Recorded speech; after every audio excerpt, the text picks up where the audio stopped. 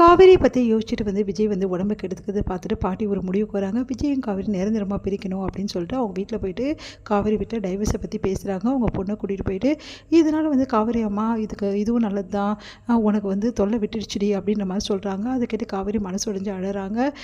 இந்த சூழ்நிலையில் இங்கே என்ன பண்ணுறாங்க, எல்லாத்தையும் கேட்ட யமுனா என்ன பண்ணுறாங்க, விஜய் கிட்ட நடந்த விஷயத்தை எல்லாத்தையும் போய் சொல்லிடுறாங்க. எப்படியாவது காவேரி விஜய் கூட போயிடணும், அப்போ தான் நம்ம வாழ்க்கை நல்லா இருக்கணும்னு சொல்லிட்டு யமுனா இந்த விஷயத்தை செய்கிறாங்க. அதனால் விஜய் மனசு உடையிறாரு. தாத்தா கிட்ட புலம்புறாரு, இந்த மாதிரி பாட்டி செஞ்சுட்டாங்க, பாட்டி இப்படி பண்ணுவாங்கன்னு நினச்சி கூட பார்க்கலாம், அவங்க மேலே நம்பிக்கை எல்லாமே எனக்கு போயிடுச்சு, என்னை நேருக்கு நேர் சொல்லியிருக்கலாம், அது இப்படி பண்ணிட்டாங்களே அப்படி சொல்லிட்டு மனசு வருத்தப்பட்டு அழறாரு. அவரால் தாங்கிக்க முடியல. இதெல்லாம் கேட்ட தாத்தா செம்ம டென்ஷன் ஆகிறாரு. உடனே பாட்டிக்கிட்ட போயிட்டு எதுக்காக இப்படிலாம் பண்ண கல்யாணி அப்படி சொல்லிட்டு கேட்குறாரு.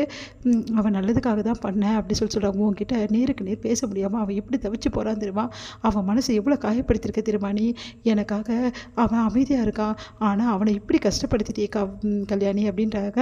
அதை கேட்டுட்டு நான் அவன் நல்லதுக்காக தாங்க செஞ்சேன், அந்த அவன் இருக்கிற வரைக்கும் நிம்மதியாக இருக்க முடியாதுங்க, நான் சொன்னான் அவன் நிம்மதியாக இருக்க முடியாதுன்னு சொல்லிட்டு அவன் வாழ்க்கையே அவன் காவேரியாக தான் நினைக்கிறான், அவன் பொண்டாட்டியாக அந்த அளவுக்கு நேசிக்கிறான், அவன் வாழ்க்கையே அப்படி நினைக்கிறவன் எப்படி நிம்மதி இல்லாமல் இருப்பான் நீ நினைக்கிற, காவேரி கூட இருந்த வரைக்கும் ஏதாவது பிரச்சனை வந்திருக்கா அவனுக்கு சொல்லு, இதே பசுபதி எட்டு நின்று தான் எல்லா வேலையும் செஞ்சான், காவேரி இப்போ இவன் கூட இல்லாதால் தான் இவ்வளோ பிரச்சனை, கொஞ்சமாவது புரிஞ்சுக்கோ கல்யாணி அப்படின்னோடனே, நீங்கள் என்ன சொன்னாலும் சரி என்னால் முடியாதுங்க, காவேரி இந்த வீட்டுக்கு வரவும் கூடாது, அவங்க கூட வாழவும் கூடாது, இதுதான் என்னோட முடிவு அப்படின்றாங்க. அப்படியா, இன்னொரு விஷயத்தையும் நான் சொல்கிறேன், அதையும் நீ நல்லா தெரிஞ்சுக்கோ அப்படின்னோடனே, காவேரியும் விஜயும் சேர்ந்து வாழலன்னு தானே எல்லாரும் நினச்சிட்டு இருக்கீங்க, ஆமாம் அதுதானே உண்மை, அது உண்மை கிடையாது, காவேரியும் விஜயும் சேர்ந்து வாழ்ந்துட்டாங்க, அதுவும் புருஷன் பொண்டாட்டியா, புரியுதா உனக்கு நான் சொல்கிறது, இந்த வயசில் உனக்கு புரியும்னு நினைக்கிறேன் அப்படின்னோடனே அதிர்ச்சி அடைகிறாங்க.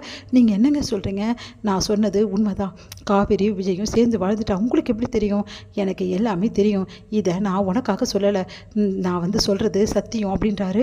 அதை கேட்டு பயங்கரமாக அதிர்ச்சி அடைகிறாங்க பாட்டி.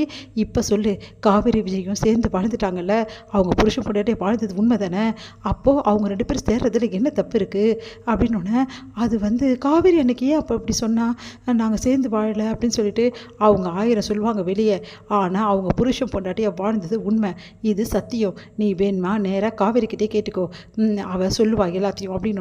அப்படியே அதிர்ச்சியாக பார்க்குறாங்க. நீங்கள் சொல்கிறது உண்மையாங்க, நான் சொல்கிறது உண்மை தான், இந்த விஷயம் என்னை தவிர யாருக்கும் தெரியாது, இந்த விஜயும் காவேரியும் சேர்ந்து வாழ்ந்தது எனக்கு மட்டும்தான் தெரியும், ஏன் விஜயை இதை வெளிப்படையாக என்கிட்ட சொல்லிட்டான் போதுமா அப்படின்றாங்க. அதை கேட்டு பயங்கரமாக அதிர்ச்சி அடைகிறாங்க பாட்டி. இப்போ என்னங்க பண்ணுறது, என்ன பண்ணுறதா, காவேரி விஜயும் சேர்ந்து வாழ்ந்தது உண்மைன்னா, அவங்க புருஷன் பொண்டாட்டியாக வாழ்ந்தது உண்மைன்னா, அவங்க புருஷன் பொண்டாட்டி தானே, அப்போ அவங்க ரெண்டு பேர் சேர்ந்து தானே இருக்கணும், ஒருத்தருக்கு ஒருத்தர் பிரியாமல் எப்படி அவங்க இப்படி இருப்பாங்க நீ நினச்சிட்ருக்க, நான் சொல்கிறத கொஞ்சம் கேளு, தயவு செய்து அவங்க வாழ்க்கையை விளையாடாத, அவங்க ரெண்டு பேரும் சேர்ந்து வாழட்டும், அவங்கள வீடு உன்னை கெஞ்சி கேட்குறேன் அப்படின்றாங்க. அதை கேட்டுட்டு அப்படியே அதிர்ச்சியாக பார்க்குறாங்க.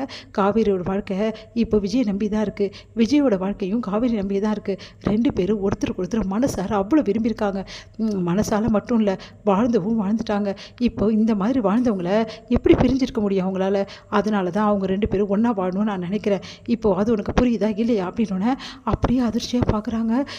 ஏங்க இப்போது இங்கே பார், எனக்கு நீ என்ன செய்வியோ ஏது செய்வியோ தெரியாது, விஜய் மனசை சுக்குநூறாக உடைச்சிருக்க, அதனால் இந்த பிரச்சனையை நீ தானே ஆரம்பித்த, அதனால் இந்த பிரச்சனையை நீ தான் முடிச்சு வைக்கணும், காவேரி விஜய் கூட சேர்ற வழியை பாரு, சேர்த்து வைக்க வேண்டியது உன்னோட பொறுப்பு, நீ உடைச்ச விஷயத்தை நீ தான் ஒட்ட வைக்கணும், புரியுதா அப்படின்றாங்க.